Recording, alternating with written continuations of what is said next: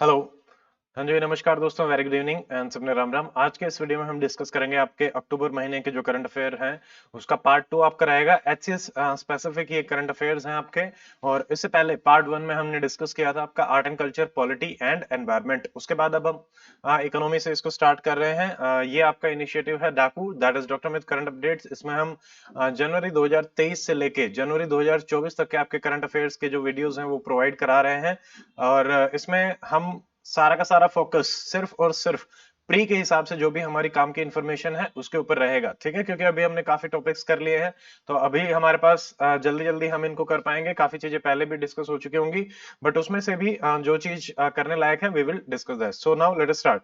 देखिए, इकोनॉमी में एक न्यूज आ रही थी एनपीसीआई को लेके कि एनपीसीआई ने नए प्रोडक्ट्स आपके रिलीज करे हैं। प्रोडक्ट्स के बारे में देख लेते हैं, और एनपीसीआई के बारे में आपको पता होना चाहिए, डायरेक्टली एग्जाम में पूछा जा सकता है। तो यहाँ पे देखिए, यूपीआई जो है उसमें काफी चीजें चेंज करी गई हैं। जैसे एक बनाया गया है यूपीआई लाइट, ठीक है। यूपीआई लाइट जो है वो आपकी ऑफलाइन पेमेंट्स पे फोकस करेगा, ठीक है। तो ऐसे ही है। और जैसे यूपीआई टैप एंड पे है, जो कि आप जैसे मान लो डायरेक्टली टैप किया और पे कर लिया, अभी हमें स्कैन करना पड़ता है, तो उस हिसाब का रहेगा। ये क्यूआर कोड और NFC, near field communication technology जो रहती है, कि भाई with in the range 10 centimetre 20 centimetre के अंदर अंदर आपने तुरंत आप उसको पेमेंट कर सकते हैं, स्कैन कर सकते हैं। तो इन दोनों को यूज करके इसको किया जा रहा है। इवोल्यूशन में है basically UPI, unified payment interface. काफी हमारा इंडिया का प्रोडक्ट है, काफी फेमस भी हो चुका है बाकी सारी कंट्रीज में भी। ऐसे ही एक है हेलो यूपीआई। हेलो, जैसे हम हेलो बोलते हैं, तो ये वॉइस एनेबल्ड है कि आप डायरेक्टली वॉइस से hello send this payment to that person. तो ऐसे आपकी यूपीआई पेमेंट जो है वो ऐप, टेलीकॉम, कॉल्स और आईओटी, इन तीनों को मिला के हिंदी, इंग्लिश, रीजनल लैंग्वेजेस में भी आप कर सकते हैं। ऐसे ही एक बिल पे कनेक्ट है, वो भी ऐसे ही जैसे भारत पे है, तो भारत पे बिल से आप लिंक कर सकते हैं। कोई भी आप पहले से ही हमें कोई अमाउंट डिडक्ट करानी है तो वो इसमें आपकी हो पाएगी। अगला, जैसे एनपीसीआई के बारे में हमें पता होना चाहिए, डायरेक्टली आपसे पूछा जा सकता है। नंबर 1, ये एक अम्ब्रेला ऑर्गेनाइजेशन है जो कि सारे के सारे पेमेंट सिस्टम और उन सबको इंटीग्रेट करता है, ठीक है, रिटेल पेमेंट को बेसिकली, ये ध्यान रखना है। नंबर 2, ये इनिशिएटिव है आरबीआई का और आईबीए, ये याद रखेंगे, इंडियन बैंक एसोसिएशन, ठीक है। बहुत सारे बैंक्स हैं, उन्होंने मिलकर अपना बनाया है, तो ये रहेगा। नंबर 3, ये आपका payment and settlement system act 2017 के अंदर बनाया गया है, तो ये एक स्टैट्यूटरी बॉडी हमारा है। उसके बाद जैसे नॉट फॉर प्रॉफिट है, ये एज ए कंपनी भी आपका रजिस्टर्ड है कंपनीज एक्ट 2013 में, तो ये भी याद रखेंगे, ठीक है। तो नॉट फॉर प्रॉफिट कंपनीज इस एक्ट से ये गवर्न हो रहा है, ये सारी चीजें याद रखनी है। 10 इसमें हमारे मेजर बैंक हैं, वो कौन कौन से हैं? एसबीआई, पीएनबी, सिटी बैंक, ठीक है, बैंक ऑफ बड़ौदा, एचएसबीसी। दो चार याद रखो, वैसे नहीं, बस इतना कि 10 मेजर बैंक्स, ठीक है, इसमें आपके प्रमोटर है। इसका हेडक्वार्टर है मुंबई में। अगली news about incremental cash reserve ratio. देखो, अब हमें पता होना चाहिए कि सीआरआर आपका क्या है। आपसे सीआरआर पूछा जा सकता है, एसएलआर पूछा जा सकता है। ये सारी चीजें इकोनॉमी में हमने करी थी 75 हार्ड में, पेज बाय पेज सारी पूरी इकोनॉमी मैंने आपको करवाई थी। तो बट स्टिल हम देख लेते हैं थोड़ा सा कि कैश रिजर्व रेशियो होता है, कैश में होता है, पुट किया जाता है आरबीआई के पास, बैंकों को करना पड़ता है, ठीक है। ऐसे ही statutory liquidity ratio, liquid bank अपने पास में रखते हैं, ठीक है। तो ये कैश की फॉर्म में भी हो सकता है, गवर्नमेंट सिक्योरिटीज, गोल्ड की फॉर्म में भी हो सकता है, फॉरेन करेंसीज में आएंगे। तो इसमें क्या है कि उन्होंने जो लोन दिया है उसका कुछ परसेंटेज अलग अलग तरीके से डिसाइड किया जाता है। अभी आरबीआई ने काफी इंक्रीज कर दिया था इंक्रीमेंटल, अब उसको दोबारा से डिक्रीज किया है, कि क्योंकि अब देखो, कैश रिजर्व रेशो अभी मान लो, ये सारी की सारी चीजें लिक्विडिटी को चेंज करने के लिए होती हैं। कैश रिजर्व रेशियो अभी मान लो 100 रुपए है, उसको हमने 200 रुपए बढ़ा दिया, तो बैंकों का ज्यादा पैसा आरबीआई के पास रखा रहेगा, ठीक है। तो बैंकों को देने के लिए पैसा कम होगा, तो वो क्या करता है, बैंकों के पास कम है तो लोन में कम जाएगा, तो मार्केट में जो लिक्विडिटी है या कैश है वो आपका डिक्रीज होगा।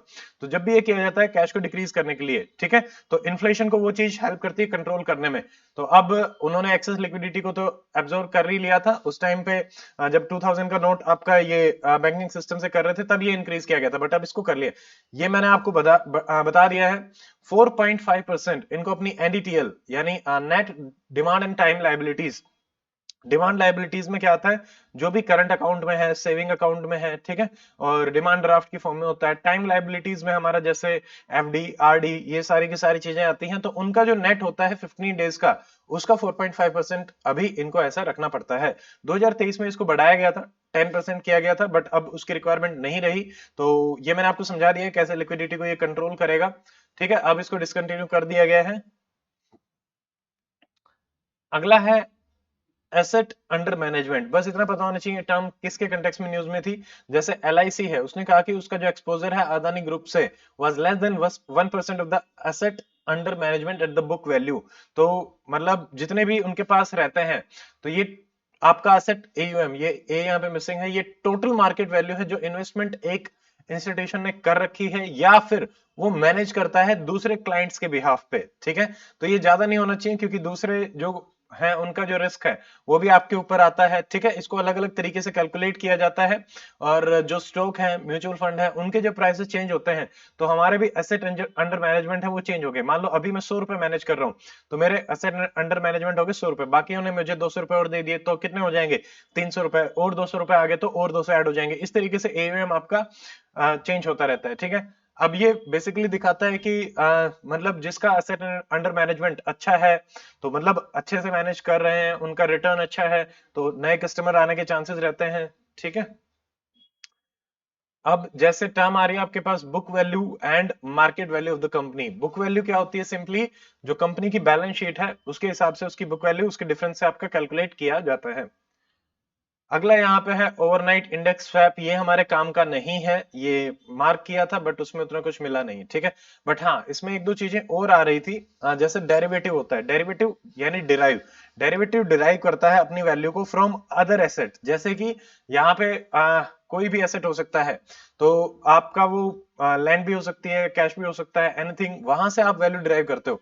तो इसके एग्जाम्पल होते हैं जैसे कॉन्ट्रैक्ट, फॉरवर्ड, ऑप्शन, स्वैप, ये आपने सुने होंगे। तो ये अपनी खुद की वैल्यू नहीं रखते, ये किसी और अंडरलाइंग एसेट से वैल्यू निकाल के बनाए जाते हैं। मान लो 100 रुपए का एसेट है, उसमें से डेरिवेटिव निकाल लिया कि भाई इसकी वैल्यू के हिसाब से मैं 50 रुपए के डेरिवेटिव आपको इशू कर रहा हूँ, ठीक है। तो ये ऐसे रहता है। तो इसी में दो तीन चीजें और आती है हमारी। मिबोर होता है, एक लिबोर होता है। मिबोर क्या है? Mumbai inter bank overnight rate. आपस में जो बैंक एक दूसरे को लोन देते हैं उसी का ये रेट रहता है। और लिबोर क्या है? लंदन। ये इंटरनेशनल में जो बैंक एक दूसरे को लोन देते हैं, तो ये ग्लोबल स्टैंडर्ड्स के हिसाब से रहता है, ठीक है। तो यहाँ पे मिबोर जो है, इसको 30 बैंक्स का पैनल कैलकुलेट करता है। They are primary dealers. 1998 में इसको एस्टैब्लिश किया गया था और लिबोर पे ही ये बेस्ड था। अगली न्यूज है अबाउट निफ्टी। आपको निफ्टी के बारे में थोड़ा सा पता होना चाहिए। जैसे निफ्टी 50 अभी 20,000 को क्रॉस कर गया था, तो पहला तो ये National Stock Exchange, N for national, तो उसी से ही है। उसका ये सेंसिटिव इंडेक्स है, जैसे सेंसेक्स है हमारा, ठीक है। तो वो बॉम्बे स्टॉक एक्सचेंज का है, ये नेशनल स्टॉक एक्सचेंज का है, दो ही हमारी है। और अब ये थोड़ी सी फैक्चुअल इंफॉर्मेशन है, you should know about it, कि 1996 में निफ्टी को आपका एस्टैब्लिश किया गया था। 2015 में इसको फिर निफ्टी 50 आपका बोला गया। तो यहाँ पे जो सबसे 50 बड़ी कंपनीज हैं अलग अलग डाइवर्स मार्केट से, तो उनको कैलकुलेट करके उनकी जो स्टॉक की वैल्यू है उससे ये किया जाता है। यहाँ से हमें एक ट्रेंड का पता चलता है कि ग्रोथ कितनी होगी, कहाँ पे इन्वेस्टमेंट आने के चांसेस हैं। ग्रो कर रहा है तो बेसिकली क्या है कि सारे के सारा जो एनवायरमेंट है, बिजनेस एनवायरमेंट अच्छा चल रहा है, इसका एक आइडिया हमें लग जाता है, ठीक है। तो उनके जो अंडरलाइंग ग्रुप है, उन्हीं के जो वैल्यू है उसी से ही अपना रहेगा। अगली न्यूज अबाउट एनपीए। एनपीए में क्या है कि काफी इंप्रूवमेंट देखने को मिला है। पहले बहुत ज्यादा होते थे, अब काफी कम हुए हैं। तो कुछ बेसिक डेफिनेशन हमें पता होना चाहिए कि what is non performing asset. तो आरबीआई ने जो इसके क्लासिफिकेशन है, तो उसमें जैसे विलफुल डिफॉल्टर के बारे में भी कहा या फिर एनपीए के बारे में बताया। तो पहला तो एनपीए। एनपीए क्या होता है कि जब आपको प्रिंसिपल या इंटरेस्ट 90 डेज तक नहीं मिलता, तो बैंक उसको अपना एनपीए बोल देता है। और सेकंड चीज, लोन जो है बैंक के लिए एसेट है, क्योंकि वो उसका वापस आएगा, उसने दे रखा है। लाइबिलिटी क्या होता है? जो पैसा डिपॉजिट है बैंक में, वो उसकी लाइबिलिटी है, क्योंकि वो उसको वापस पे करना है। तो लाइबिलिटी और एसेट में ये डिफरेंस आपको पता होना चाहिए। अब इसमें और भी हमारे जैसे एनपीए को फर्दर हम डिवाइड करते हैं, जैसे सब स्टैंडर्ड एसेट। जो चीज एनपीए हो चुकी है 12 महीने तक, वो हो जाएगा सब स्टैंडर्ड, ठीक है। फिर है डाउटफुल, एसडीएल, ठीक है। तो एसडीएल, तो डाउटफुल क्या है? जो 12 महीने तक सब स्टैंडर्ड हो चुका है। लोस्ट क्या है? वो आएगा ही नहीं, ठीक है। एनपीए प्रोविजनिंग क्या होता है? प्रोविजनिंग मतलब एक कुछ अमाउंट अपने बचा के रखना, कि मान लो मेरे एनपीए हैं X परसेंटेज, तो X परसेंटेज का कुछ परसेंटेज मैं अपने पास रखूंगा, ठीक है, तो वो हो जाएगा एनपीए प्रोविजनिंग। तो यू हैव, ताकि हम इसमें बेटर डील कर पाए, बहुत ज्यादा एनपीए ना बढ़ जाए, इसलिए हमें करना पड़ता है। जैसे एनपीए के केस में 100% प्रोविजनिंग इज रिक्वायर्ड। मान लो बेसल 3 नॉर्म्स में ये है, अभी तो हम बेसल 2 को ही फॉलो कर रहे हैं, तो ये भी हमें पता होना चाहिए, ठीक है। अब ये ग्रोस एनपीए, नेट एनपीए, इसमें कुछ ज्यादा अपने को जाना नहीं है, और ही ज्यादा वो हो जाता है। इम्पैक्ट क्या है, ठीक है, एनपीए बढ़ेंगे तो बैंकों के पास ऑब्वियसली फंड नहीं होंगे, उनकी भी बैलेंस शीट खराब होती है, इंडस्ट्रीज की भी बैलेंस शीट, मतलब उस हिसाब से पैसे नहीं आएंगे, ग्रोथ भी कम हो पाती है। ये सारी मेंस की चीजें हैं, अपना अपने को नहीं देखना। हाँ, बस ये ध्यान रखेंगे, फाइनेंशियल स्टेबिलिटी रिपोर्ट, इसको कौन लेके आता है, आरबीआई। इसमें ये बताया गया कि पिछले 10 साल से अगर हम देखें तो एनपीए मार्च 2023 में हमारे 3.9% पे हो गए, जो कि 10-11% पहले होते थे, ठीक है। जैसे 11%, 6% के आसपास ये था 2018 में, फिर 3.9 और अब 1% हो गया है हमारा ग्रोस और नेट एनपीए, यानी सब्सटेंशियल डिक्रीज इसमें देखने को मिला है। ऐसे ही इन्होंने जैसे विलफुल डिफॉल्टर्स के लिए बनाया है कि भाई लार्ज डिफॉल्टर्स होते हैं जिन्होंने 1 करोड़ की स्टैंडिंग अमाउंट है, एक विलफुल डिफॉल्टर है वो 25 लाख से ऊपर वाली अमाउंट में हम उसको बोल देते हैं, ठीक है। ऐसे ही हमारे आते थे लेटर ऑफ कंफर्ट, ये नीरव मोदी और उस टाइम पे जब ये केस चल रहा था उस टाइम पे काफी न्यूज में थे। बेसिकली थोड़ा थोड़ा सा आपको पता होना चाहिए लेटर ऑफ कंफर्ट क्या होते हैं। जैसे यहाँ पे ये एक सपोर्ट डॉक्यूमेंट है इशूड टू ए बोरोवर, ठीक है, बोरोवर को इशू किया जाता है उसके बिहाफ पे। ये कोई गारंटी डॉक्यूमेंट नहीं होता। मान लो मैंने किसी बैंक से लोन लिया, ठीक है, अब मैं किसी दूसरे बैंक से लोन लेने जा रहा हूं, तो वो इंस्टीट्यूशन कह देगा कि हाँ भाई ये लोन ठीक ठाक आपका पे कर रहा है, तो लेटर ऑफ कंफर्ट है। तो थर्ड पार्टी को थोड़ा सा ये लगता है कि हाँ यहाँ पे भी लोन दे रहा है तो हमें भी ठीक ठाक दे देगा, ठीक है। तो इसलिए ये इशू आपके करे जाते हैं, और इनको इशू करता है बैंक, एनबीएफसी, ऑडिटर वगैरह इशू करते हैं। क्या यहाँ पे लीगली बाइंडिंग रहता है? नो, ऐसा कुछ भी नहीं है कि आपने अगर एलओसी इशू कर दिया तो वो जो बैंक है जो अभी आपके एलओसी के बिहाफ पे लोन दे रहा है वो आपसे लेने आ सकता है। नो, बस हाँ आपके एश्योरेंस के लिए है कि हाँ भाई चीजें ठीक है या नहीं है। अगली न्यूज हमारी सोशल बॉन्ड, कुछ नहीं नाम से ही पता चल रहा है कि भाई हेल्थ, एजुकेशन और सोशल उन सब में जो आपके करेंगे तो उसके लिए है। और नबार्ड ने रिसेंटली 1040 करोड़ रुपए इसमें किए हैं, बेसिकली जो प्रोजेक्ट सोसाइटी में पॉजिटिव इंपैक्ट आपका लगा रहे हैं, ठीक है, तो इनका हमें पता होना चाहिए। बट हाँ, हमारे प्री की काम की चीज है नबार्ड। नबार्ड हमने वैसे डिटेल में देखा था, बेसिकली ये आपका एग्रीकल्चर और रूरल डेवलपमेंट पे फोकस करता है। आपको एक चीज ध्यान में रखनी है कि नबार्ड आपका डायरेक्ट फाइनेंसिंग नहीं करता है, ये रीफाइनेंस करता है। ये उन लोगों को पैसा देता है जो फिर आगे आके एंड कंज्यूमर को आपका पैसा देंगे। रेगुलेटरी बॉडी है रूरल बैंकिंग सेक्टर की। 1982 में एक्ट आया था, 1981 नबार्ड एक्ट, और 82 में ये आपकी एस्टेब्लिश करी गई, ठीक है। तो एग्रीकल्चर, फाइनेंस, रूरल, इन सबको ये आपका रेगुलेट करता है, रीफाइनेंस सपोर्ट देता है, इंफ्रास्ट्रक्चर पे फोकस करेगा। सुपरविजन आरआरबीज का, कोऑपरेटिव बैंक का कौन करता है? नबार्ड। ये चीज आप याद रखेंगे, वेरी वेरी इंपॉर्टेंट, ठीक है। आरआरबी और इन सब का ट्रेनिंग करता है, क्रेडिट वगैरह देगा, ये सब कॉमन चीजें हैं, ज्यादा कुछ नहीं है। एफसीआरए में भी काफी चेंज करेंगे ट्रांसपेरेंसी और इन सब के लिए। तो हमारे काम का यहाँ पे ज्यादा कुछ मुझे प्री के हिसाब से नहीं मिला कि भाई फॉरेन कंट्रीब्यूशन रेगुलेटिंग एक्ट जो है, मान लो एनजीओ को बाहर से कुछ अमाउंट मिल रही है, कितनी मिलेगी, कैसे मिलेगी। एनजीओ के लिए मैंडेटरी होता है रजिस्ट्रेशन कराना, तो यहाँ पे कई सारी एनजीओ का रजिस्ट्रेशन जो है वो कैंसिल भी कर दिया जाता है। इसको रेगुलेट करता है आपका एमएचए, दैट्स इट। आईपीपीबी, ये आपका एचसीएस में पूछा गया था, इंडिया पोस्ट पेमेंट बैंक। देखिए ये भी एक पेमेंट बैंक है, फाइनेंशियल इंस्टीट्यूशन, 2018 में लॉन्च किया गया, 2000 आई थिंक 19 वाले एचसीएस में ही आया था, ये उससे अगले वाले में आया होगा, ठीक है। 100% कौन ओन करता है इसको? Government of India. दो चीजें याद रखेंगे, 18 और गवर्नमेंट ऑफ इंडिया। थर्ड, यहाँ पे जैसे आपके पास सेविंग अकाउंट होते हैं, करंट अकाउंट होते हैं, आप रेमिटेंसेस, पेमेंट ट्रांजेक्शन वगैरह भेज सकते हो, पेमेंट बैंक टाइप है। पॉइंट इज ये क्रेडिट आपको नहीं दे सकता, लोन आपको नहीं दे सकता, ये चीज आप याद में रखेंगे, ठीक है। तो पेमेंट बैंक की तरह ही है, स्मॉलर स्केल पे आपको ऑपरेट करता है। इसको रिकमेंड करने वाली कौन थी? नचिकेत मोर कमेटी, ठीक है। ज्यादा से ज्यादा लोगों को, स्पेशली जो लोअर सेक्शन में है, ठीक है, जिनके पास ज्यादा पैसे नहीं है, उनको हम पेमेंट उसमें सिस्टम में लेके आना चाहते हैं, स्पेशली डिजिटल पेमेंट में, ठीक है। ये भी रजिस्टर्ड है अंडर कंपनीज एक्ट 2013। तो ये सारी चीजें याद रखें, कंपनीज एक्ट में है, ओन कर रहा है government of India 2018, Nachiket more committee, ठीक है। तो यहाँ पे ये डिमांड डिपॉजिट आपके एक्सेप्ट करता है, टाइम डिपॉजिट का यहाँ पे नहीं होता, बट हाँ कुछ कुछ में आपके टाइम डिपॉजिट हो सकते हैं। तो सिर्फ सेविंग और करंट अकाउंट ही आपके यहाँ पे खोले जाते हैं, और वहां पे भी लिमिट जो है वो है 2 लाख रुपए की, पहले 1 लाख थी, अभी 2 लाख कर दी गई, ठीक है। बाकी सारी सेम चीजें हैं, रेमिटेंसेस दे सकता है, मोबाइल पेमेंट दे सकता है, ठीक है, एटीएम कार्ड भी दे सकता है, नेट बैंकिंग भी दे सकता है, ऑल दिस थिंग। क्या नहीं दे सकता? लोन्स नहीं दे सकता, टाइम डिपॉजिट नहीं ले सकता, ठीक है। तो ये डिफरेंट कैटेगरी हो जाती है, एनबीएफसीज में डिफरेंट कैटेगरी रहता है, आप ये ध्यान रखेंगे। ना ही टाइम डिपॉजिट, ना ही आपके लोन यहाँ पे लिए जाते हैं। क्या ये सब्सिडरी बना सकता है to undertake non banking activity? No. तो पेमेंट बैंक में ये रेस्ट्रिक्शंस आपकी होती हैं, ये याद रखेंगे। अगला हमारा है साइंस एंड टेक्नोलॉजी। तो यहां से सबसे पहला आ रहा है काकरापाड़ा, जो हमारा न्यूक्लियर पावर प्लांट है काकरापार, ठीक है। तो ये गुजरात में आपका है। अब पिछली बार भी nuclear plants match the following, I think hydro plants match the following में एचसीएस में पूछे गए थे। लोकेशंस इनकी इंपॉर्टेंट है। तो पहला तो ये कि गुजरात में है काकरापार, ठीक है। 700 मेगावाट का इसकी इंक्रीज हुई है, बस इतना सा ही याद रखना है, ये काम की नहीं है। हाँ, सेकंड इन्फॉर्मेशन, इंडिया की अभी जो न्यूक्लियर कैपेबिलिटी है वो हमारी 2% के आसपास है, ठीक है। तो ये है अराउंड 2% हम टोटल कैपेसिटी का है, मतलब बहुत ज्यादा नहीं है हमारी। और ये जो है ये आपका बिगेस्ट इंडिजिनियसली डेवलप्ड है प्रेशराइज्ड हैवी वाटर रिएक्टर है। यहाँ पे हम D2O ड्यूटेरियम ऑक्साइड को एज अ कूलेंट और मॉडरेटर यूज करते हैं, ठंडा करने के लिए और मॉडरेट करने के लिए, स्पीड को कम करने के लिए। तो ये भी याद रखेंगे। जैसे बोरॉन रोड है, कैडमियम रोड है, वो भी आपके स्पीड को कम करने के लिए या फिर न्यूट्रॉन्स को एब्जॉर्ब करने के लिए हम यूज करते हैं, ठीक है। तो ये आपसे पूछे जा सकते हैं साइंस में। फिर देखो यहाँ पे एक चीज है कि जैसे ये एक्सेस जो थर्मल मार्जिन है, एक जो ऑपरेटिंग टेम्परेचर है उसका और जो हमारा रिएक्टर का जो टेम्परेचर है, ठीक है, उन दोनों का जो डिफरेंस रहता है, ठीक है, ऑपरेटिंग टेम्परेचर और ये तो वो ज्यादा होता है, उसको ये मैनेज करके ठीक ठाक ऑपरेट कर लेता है, ज्यादा कुछ काम का है नहीं, ठीक है। अब यहाँ पे NPC IL nuclear power corporation of India limited, उसके अंडर ये आते हैं। ये आपका पब्लिक सेक्टर अंडरटेकिंग है, मुंबई में इसका हेडक्वार्टर है।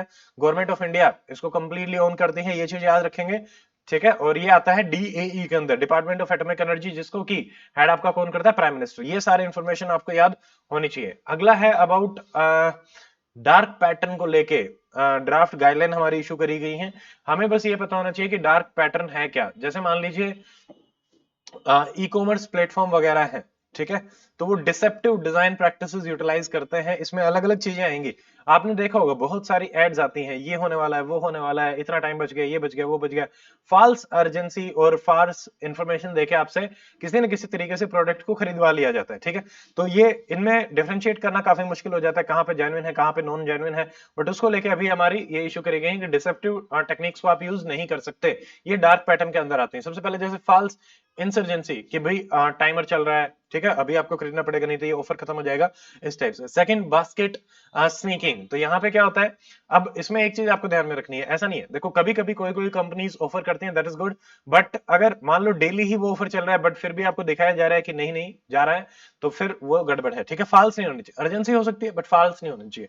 बास्केट स्नीकिंग होता है कि मान लो यूजर आउट कर रहा है तो उसी टाइम पे ही एक और आइटम उसके उसमें डाल दिया, उसको पता ही नहीं चला और वो परचेज हो गया, ठीक है। ये सारी टर्म आपसे मैच द फॉलोइंग में पूछी जा सकती हैं।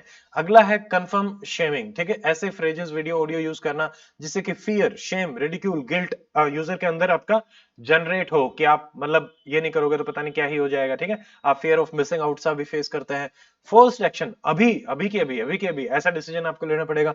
सब्सक्रिप्शन ट्रैप होता है, एक के बाद दूसरा, दूसरे के बाद तीसरा, तीसरे के बाद चौथा, ये सब्सक्रिप्शन ट्रैप होते हैं। आजकल ये बहुत सारी डिसेप्टिव प्रैक्टिसेस हमें देखने को मिलती हैं, तो ये गलत है कंज्यूमर्स के पॉइंट ऑफ व्यू से और एथिकल बिजनेस के पॉइंट ऑफ व्यू से भी। ऐसे ही जैसे इंटरफेस इंटरफेरेंस कि भाई जो यूआई है, यूजर इंटरफेस जो है, उसको ही ऐसा बना दिया कि चाहते ना चाहते हुए वो क्लिक कर देगा। कई वेबसाइट आपने देखे होंगे जहां पे हर जगह आपको मिलेगा कि enrol now, enrol now, enrol now, इस टाइप से बहुत सारी चीजें होती हैं, तो वो इन कैटेगरीज में आएंगे, ठीक है। ऐसे ही बेट एंड स्विच, ठीक है, वो स्पेसिफिक आउटकम आपको दिखाता है, ऐसा आपको मिलेगा ही मिलेगा, तब आप एनरोल करें, ठीक है, ये रहेगा।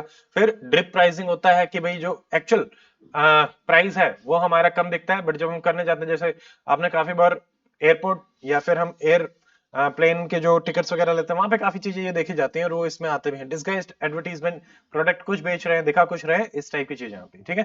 तो ये रहेगा। तो ये मैंने सारे आपको बता दिए हैं। एनफोर्समेंट के चैलेंजेस हैं, जैसे मान लीजिए लिखा हुआ only 2 rooms are remaining, but इसमें देखना कि है या नहीं है सही में, तो ये काफी डिफिकल्ट चीजें होती है, कितने एग्जैक्टली रूम्स हैं। मतलब मान लो सीट्स की बात करें कि भाई 10 सीट्स आर रिमेनिंग, बट वहां पे हो सकता है कि ऑलरेडी सीट भी भर गई हो, फिर भी वो आपको बार बार दिखा रहे हो, इस टाइप से चीजें चलती है, ठीक है। तो ये है।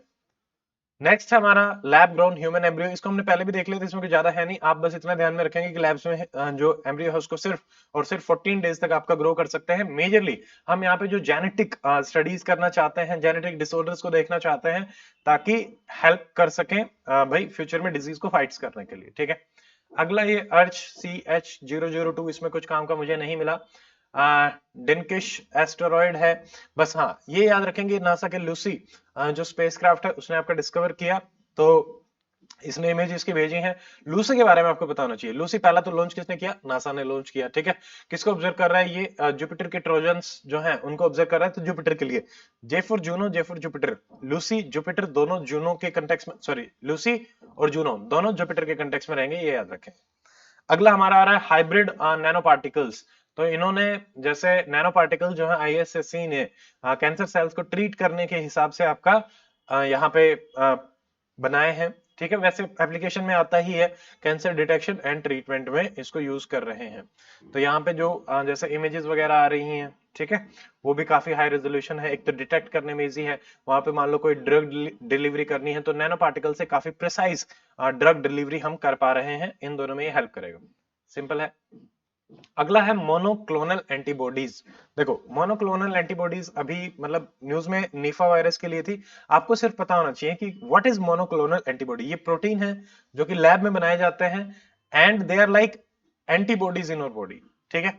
मोनोक्लोनल क्लोन्स होते हैं एंटीबॉडीज के ही, नेचुरली नहीं मिलते हमारी बॉडी में, जो नेचुरल है वैसे नहीं होते, बट हाँ फाइट करने में हेल्प करेंगे। स्पेसिफिक भी हो सकते हैं, पर्टिकुलर डिजीज की हो सकती है, ठीक है, थोड़े से जनरल भी हो सकते हैं। तो उस हिसाब से मोनो क्या है? मोनो इज स्पेसिफिक, एक पर्टिकुलर डिजीज का ही ये रहेगा, ठीक है। और बट हाँ लैब में क्रिएट करे जाते हैं, ये ध्यान में रखेंगे।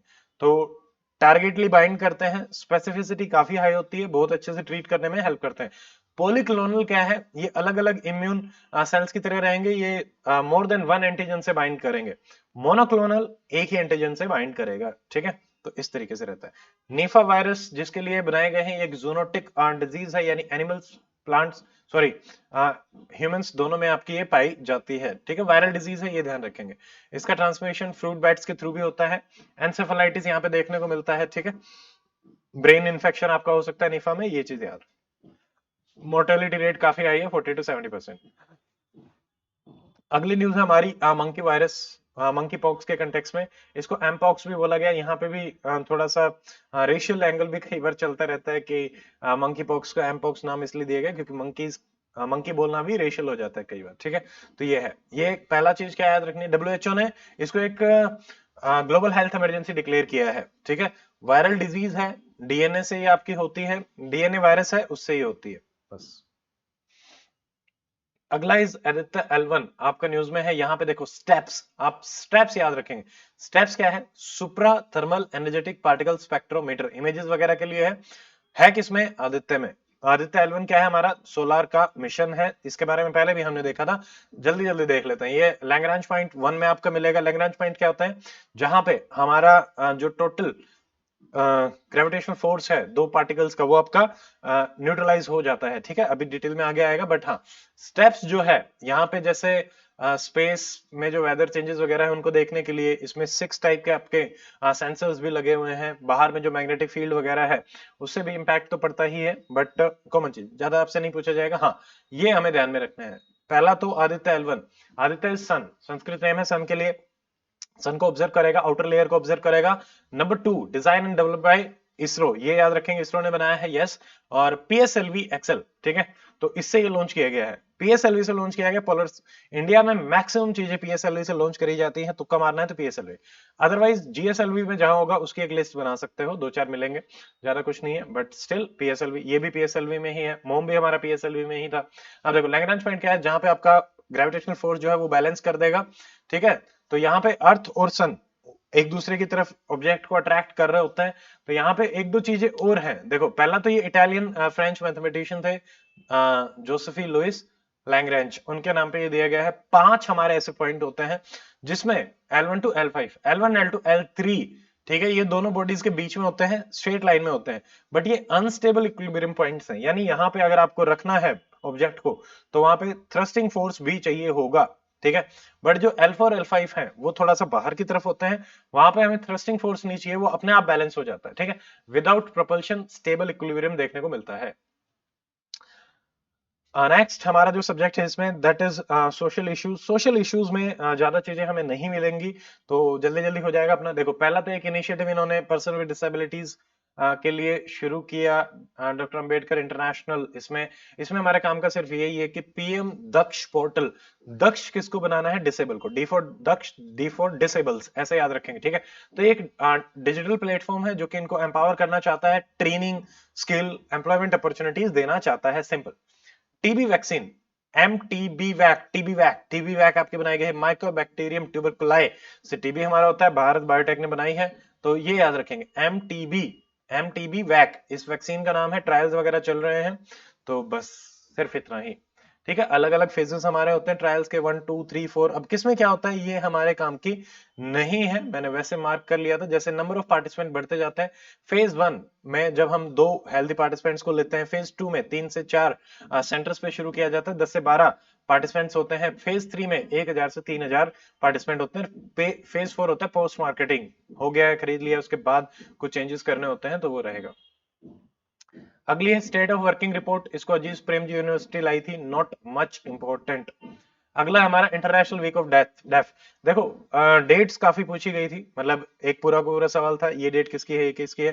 तो सितंबर की डेट्स 18 से 24 ये इंटरनेशनल वीक ऑफ डेफ आपका मनाया जाता है। आप 23 सितंबर याद रखेंगे, international day of sign language. Sign किया था 23 सितंबर को, साइन किया था 23 सितंबर को, साइन किया था 23 सितंबर को, दैट्स इट, ठीक है। साइन कब किया था, 23 सितंबर को, तो ये याद रखना है ऐसे बस। मैच द फॉलोइंग में पूछा जा सकता है, तो यहाँ पे जैसे वर्ल्ड फेडरेशन ऑफ डेफ है, तो उन्होंने इसको किया है, इसके बारे में थोड़ा सा पता होना चाहिए। नॉट फॉर प्रॉफिट है, नॉन गवर्नमेंटल है, रोम इटली में बनाई गई, ठीक है। हेडक्वार्टर है हेलसिंकी फिनलैंड में, बस, ठीक है। जैसे हमने एफएओ देखा था, एफएओ का हेडक्वार्टर कहाँ था, रोम, ठीक है, रोम कर रहे हैं, तो वैसे। अगला है डिक्लेरेशन ऑन पैंडेमिक, यहाँ पे कुछ भी हमारे काम का नहीं है, यूएन में ऐसे एक डिक्लेरेशन किया गया है, नॉन बाइंडिंग है कि भाई पैंडेमिक कोरोना आ गया था, तो उसको देखते हुए कि कैसे हम इसको बेटर प्रिपेयर्ड हो सकते हैं, ऑल दिस थिंग्स, ठीक है। सोशल ऑडिट, मनरेगा को लेके बात चल रही थी, ज्यादा कुछ है नहीं, मेंस के हिसाब की ज्यादा चीजें हैं कि भाई सोशल ऑडिट यहाँ पे कितना पैसा आपने कहाँ पे खर्च किया, लोगों को मिला के ये ऑडिट आपका किया जाता है, ठीक है। मनरेगा में बताया गया है कि सेक्शन 17 में ग्राम सभा जो है वो मॉनिटर करती है एग्जीक्यूशन को, और सोशल ऑडिट भी वहीं पे आपका मैंडेटरी है, नंबर 1। नंबर 2, हर स्टेट में अपनी सोशल ऑडिट यूनिट्स होती हैं जो कि इंडिपेंडेंट होती हैं और देखती हैं कि कैसे ये चल रहा है, ठीक है। बाकी चीजें मेंस की कि भाई फैक्ट्स को देखेंगे, अवेयरनेस बिल्ड करेंगे, टाइमली ग्रीवेंसेस रेड्रेसल होनी चाहिए, ठीक है, ऑल दिस थिंग्स। तो इसमें ज्यादा कुछ नहीं है, बस इतना। Social audit MNREGA mandatory section 17, that's it.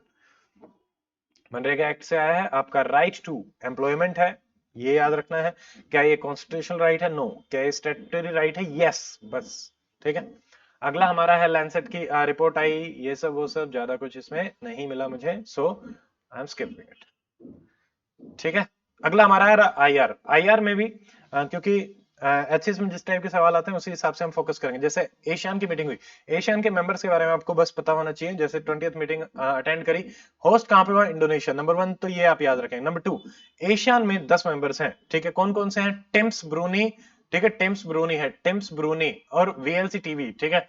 Teams, T Thailand, I Indonesia, M Myanmar, TIMS MP Philippines, S S S Singapore, ठीक है। वीएलसी वियतनाम, लाओस, कंबोडिया, ठीक है। तो ये हो गया टिम्स ब्रूनी वीएलसी टीवी, वी भी कर लो तो वैसे भी कर सकते हैं, मतलब बीच में ऐसे आ जाएगा, M2 है आपका, तो ये सारे के सारे हो गए, ठीक है। तो टिम्स ब्रूनी वीएलसी ऐसे याद रखेंगे।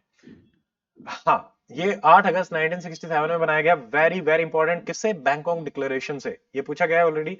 फोटाजिला डिक्लेरेशन पूछा गया था, ब्रिक्स बने थे उससे, ब्रिक्स बैंक बना था, वो पूछा गया था 2014 यूपीएससी। यहाँ पे है one vision one identity one community, Jakarta में इसका सेक्रेटरीट है, ये याद रखना है, ठीक है।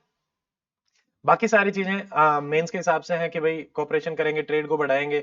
अभी प्रेजेंटली जैसे ट्रेड 110 बिलियन के आसपास है, इंडस्ट्रीज का कोऑपरेशन करेंगे and all this things, maritime, food security, blah blah blah, ठीक है, ज्यादा कुछ नहीं है।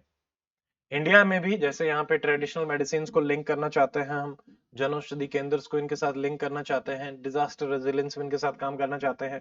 इंडिया और ग्रीस को लेके भी, जैसे ग्रीस ने भी the Grand Cross of Order Honour prime minister को दिया है। मोदी जी जहां पे भी जाते हैं ऑनर लेके ही आते हैं, ठीक है। तो यहाँ पे 1983 के बाद पहले प्रधानमंत्री हैं जो गए हैं। ये हिस्टोरिकल बैकग्राउंड हमें पता ही है, थोड़ा सा देख लेते हैं। प्री के काम का है। मौर्यन किंग और जो ग्रीस है, यहाँ पे कोइनेज और राइटिंग के जो एविडेंसेस है वो मिलते हैं। पहला आपको पता ही है, अलेक्जेंडर जो है उसका इन्वेजन हुआ था 326 बीसी, ठीक है। तो उस टाइम पे राजा पोरुस और अम्बी थे, तो उनके हिसाब से चाणक्य ने भी मेंशन किया है मेगास्थनीस को, ठीक है। मेगास्थनीस की इंडिका भी है, और कि भाई वो एम्बेसडर रहे थे ये भी। और उसके अलावा जो हमारी मॉडर्न टाइज है वो 1950s में हमारी स्टार्ट हुई। एथेंस में हमने अपनी एम्बेसी बनाई और उन्होंने दिल्ली में एम्बेसी बनाई। बाकी सब जगह कोऑपरेशन की बात चलती है, इसमें कुछ ज्यादा है नहीं। अगला ऐसे ही मोरक्को में अर्थक्वेक आया है। आपको मोरक्को और उसके आसपास पता होना चाहिए, जैसे शैलो एपिसेंटर था, 70 से कम किलोमीटर से ऊपर जो आते हैं 60-70 से, तो वो शैलो होते हैं। शैलो वाले में डैमेज काफी होता है, हाई एनर्जी अर्थक्वेक्स ये आपके होते हैं, ठीक है। तो यहाँ पे जैसे टेक्टोनिक कन्वर्जेंस मोरक्को में जो देखी गई थी वो थी अफ्रीकन एंड यूरेशियन प्लेट के बीच में, क्योंकि उन दोनों के बीच में ही है, ठीक है। और यहाँ पे कौन से माउंटेन रेंजेस है? एटलस माउंटेन रेंज, बस इतना ही याद रख लेना, ठीक है। इधर की तरफ है इंडिया में डिजास्टर मैनेजमेंट के लिए हमारे पास है NDMA, national disaster management authority, national disaster management committee. Authority में पीएम आपका हेड करता है, कमेटी में सेक्रेटरी आपका हेड करता है। पैरेलली स्टेट में होती है एसडीएमए, एसडीएमसी, तो वहां पे सीएम हेड करेगा और सेक्रेटरी हेड करेगा। सेम आपका डिस्ट्रिक्ट लेवल पे भी होती है, ठीक है। 2005 में ये एक्ट से हमारा बना था, स्टैट्यूटरी बॉडी है। ये सारी चीजें मैंने आपको बता दी, ठीक है। स्टेट में भी जैसे स्टेट एग्जीक्यूटिव कमिटीज है, नेशनल एग्जीक्यूटिव कमेटी है, तो ये चीफ सेक्रेटरी रहता है, उसमें भी chief secretary. World spice Congress, ठीक है। यहाँ पे ये वाशी नवी मुंबई में आपका शुरू हुआ। थोड़ा सा देख लेते हैं, जैसे spice board of India, coffee board of India, tea board of India, ये सवाल पूछे जा सकते हैं। हो सकता है अगला स्पाइस बोर्ड हो। 1987 में ये बनाया गया। स्पाइस बोर्ड एक्ट 1986 से 86 से 87 में बनाया गया। तो इसमें पहले थे हमारे पास cardamom board, spice export promotion council, इनको मर्ज किया गया। कौन सी मिनिस्ट्री के अंडर रखा? Ministry of commerce. ज्यादातर चीजें जो एक्सपोर्ट हो रही हैं उनको मिनिस्ट्री ऑफ कॉमर्स में ही रखा जाता है। 52 शेड्यूल्ड स्पाइसेस इसमें रखे गए हैं। हम एक्सपोर्ट्स को अपना बढ़ाना चाहते हैं, simple. Belt and road initiative ज्यादा कुछ है नहीं, इटली ने इससे ऑप्ट आउट किया है अभी, बहुत पुराना ये हो चुका है, चाइना का है, ठीक है। अब देखो, चाइना ने शुरू किया था 2013 में, ये एशिया, यूरोप, अफ्रीका को कनेक्ट करना चाहता था। रेल, रोडवेज, वो तो हो गया, ठीक है। और मैरिटाइम रूट के थ्रू, तो दो इंफ्रास्ट्रक्चर बहुत ही स्ट्रॉन्ग बनाना चाहते थे। पोर्ट्स, एयरपोर्ट्स, ठीक है, रोड्स, जैसे सी पैक है, ठीक है, चाइना पाकिस्तान इकोनॉमिकल कॉरिडोर, उसको लेके इंडिया भी बात करता रहता है कि हमारी सोवरेनिटी, तो हम तो इसमें पार्टिसिपेट नहीं करते, हम उसके अगेंस्ट। अभी हमारे और भी इनिशिएटिव आ रहे हैं, वो हमारे काम के हैं, वो अपन आगे देखेंगे, ठीक है। तो ये है, अलग अलग है, इंडिया इसको सपोर्ट नहीं करता, ये मैंने आपको बता दिया, सी पैक और ये नगोर्नो कराबाख ऑलरेडी हमारा हो चुका है, अजरबैजान और आर्मेनिया के बीच में है। यहाँ पे आर्म वाले लोग रहते हैं, आर्मेनियन एथनिसिटी रहती है, बट कंट्रोल किसका है? अजरबैजान का। और कॉकस माउंटेन रेंजेस में है, ब्लैक सी और कैस्पियन सी के बीच में ये आपका पाया जाता है, ठीक है। पाइपलाइन को उड़ा दिया गया था। हाँ, ये याद रखेंगे, यहाँ पे एक है लाचीन कॉरिडोर, तो ये आपसे पूछा जा सकता है, Lachin corridor is the only road जो कि रिपब्लिक ऑफ आर्मेनिया को कनेक्ट करता है इन आर्मेनियन एथनिसिटी से, जो कि नगोर्नो कराबाख में रहते हैं, ठीक है। तो एनक्लेव टाइप का आपका ये रहेगा लाचीन कॉरिडोर, तो ये देख सकते हैं, ठीक है।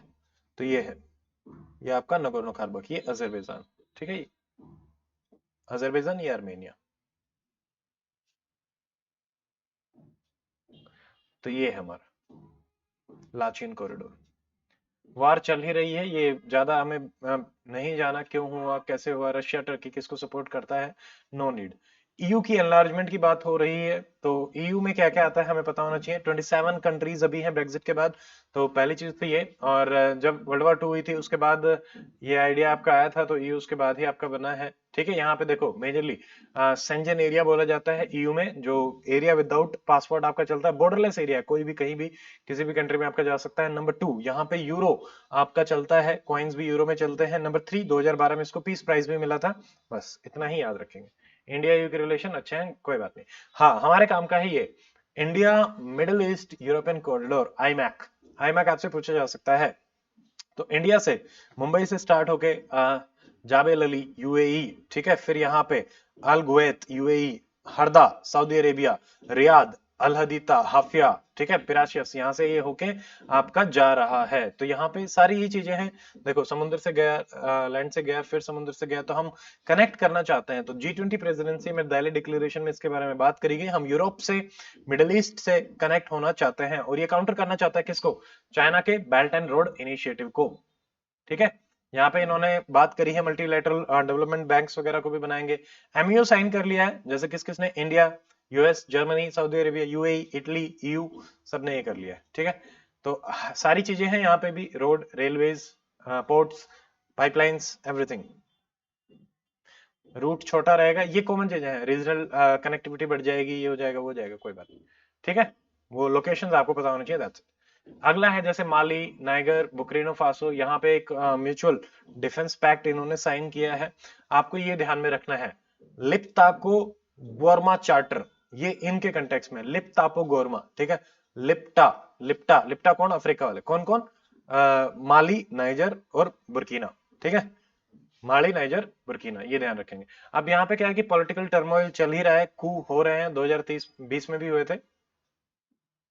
अब इसमें और ज्यादा हो जाता है, जैसे माली में क्या हुआ, उतना ज्यादा अपने को ध्यान में नहीं रखने की आवश्यकता, बस आप वो ऊपर वाला ही याद रखेंगे। इंडिया कनाडा में स्टैंड ऑफ चल ही रहा था खालिस्तान मूवमेंट को लेके, कि भाई, तो थोड़ा सा उसके बारे में देख लेते हैं। खालिस्तान मूवमेंट इंडिपेंडेंस 6 स्टेट आपका बनाना चाहता है, और 1947 हम इंडिपेंडेंस के टाइम से ही देख सकते हैं इसके ओरिजिन को। Operation Blue Star, Sikh gurdwara जो हमारा अमृतसर में है, तो वहां पे गोल्डन टेम्पल में ऑपरेशन ब्लू स्टार हमारा हुआ था। टेररिस्ट वहां पे थे, उनको बाहर निकाला गया था। ठीक है, उसके बाद इंदिरा गांधी को भी मार दिया गया था उनके सिख बॉडीगार्ड्स के द्वारा। तो काफी कॉम्प्लिकेटेड सी सिचुएशन उस टाइम पे हो गई थी। कनाडा में बस इतना याद रख लीजिए कि 1.2 मिलियन के आसपास हमारे लोग रहते हैं, पीआईओस, जो कि 3% ऑफ द पॉपुलेशन कनाडा की बनाते हैं। 5 आईज आपसे पूछा जा सकता है, ओकस पूछा गया था। ठीक है, जैसे ओकस क्वाड, 5 आईज पता होना चाहिए कि 5 आईज के 5 मेंबर कौन से हैं। ये बेसिकली क्या है? इंटेलिजेंस शेयरिंग करते हैं। तो 5 है, Australia, Canada, New Zealand, UK, US. देखो यूके और यूएस तो दोनों साथ में।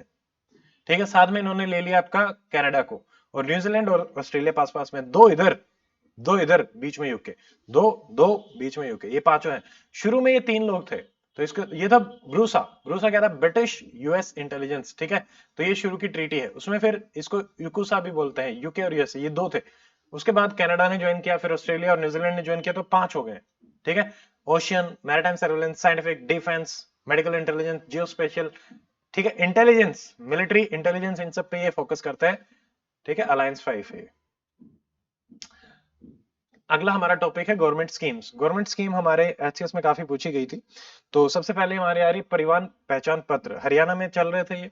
तो हरियाणा ने पहली बार इसको इंट्रोड्यूस किया 2020 में, बट रोल आउट हुए 2021 में। 8 यूनिट की हमारा ये डिजिटल आइडेंटिटी नंबर है, कहीं से भी हम सीएससी से, सरल केंद्र से इसको बनवा सकते हैं। ठीक है, इन्होंने लिंक किया था कि पीपीपी के थ्रू आपके जो वेलफेयर प्रोग्राम्स हैं वो सब आपको इशू करे जाएंगे, ताकि मॉनिटरिंग इजी हो जाए, ट्रांसपेरेंसी आ जाए, कोई अननेसेसरी बेनिफिट आपका ना उठा सके। एक्सटेंसिव डाटाज वगैरह यहाँ पे हम गैदर कर रहे हैं, तो उससे कि भाई आपकी पर्सनल इंफॉर्मेशन जा रही है, लीक हो सकती है, तो ये कंसर्न्स रहते हैं। बट हाँ, पीपीपी ये है। ठीक है, अगला बीईएस स्कीम है, बैटरी एनर्जी स्टोरेज स्कीम। कुछ नहीं है इसमें, बस छोड़ सकते हैं, नॉट इंपॉर्टेंट। कोई भी नाम वाली स्कीम है वो हमें पता होना चाहिए। जैसे आयुष्मान भव कैंपेन, कैंपेन बेसिकली अवेयरनेस के लिए रहता है। तो ये आयुष्मान भारत को उसको करने के लिए है। यहाँ पे जैसे हेल्थ सर्विसेज कैसे रिमोटेस्ट कॉर्नर में आपकी भेजी जा सकती हैं, जो भी एसेंशियल हेल्थ सर्विसेज हैं, तो यहाँ पे आपको आयुष्मान कार्ड देना, आईडी बनवाना, अवेयरनेस जनरेट करना, ये सारे के सारे इस कैंपेन के थ्रू होंगे। ठीक है, तो इसमें आयुष्मान आपके द्वार, आयुष्मान मेलाज रहेंगे, आयुष्मान सभा रहेंगी विलेज पंचायत में, कोई बात नहीं। ऐसे ही स्किल इंडिया डिजिटल प्लेटफॉर्म, नाम से ही पता चल रहा है ऐसी चीजें नहीं पूछी जाती कि भी स्किल डेवलपमेंट करेंगे। यस, हाँ, इसमें प्रोग्राम एक है हमारा संकल्प, संकल्प एंड स्ट्राइव, दोनों प्रोग्राम स्किल डेवलपमेंट के हैं, बस ये ध्यान रखेंगे। ये मैच द फॉलोइंग में आ सकता है, संकल्प वर्ल्ड बैंक के साथ। ठीक है, किस चीज के लिए? स्किल एक्विजिशन एंड नॉलेज के लिए। तो यहाँ पे जैसे 264 स्किल, इतने सेंटर्स के द्वारा ऑल दिस थिंग्स, ज्यादा कुछ है नहीं। ठीक है, फिर unified portal for agriculture statistics, जैसे नाम से ही पता चल रहा है एग्रीकल्चर में कैसे बेटर कर सकते हैं, उनको एक करना। विश्वकर्मा स्कीम, ये आपसे पूछी जा सकती है। देखो, ये ट्रेडिशनल आर्टिशंस के लिए है, क्राफ्ट पर्सन के भाई, वोकल फॉर लोकल।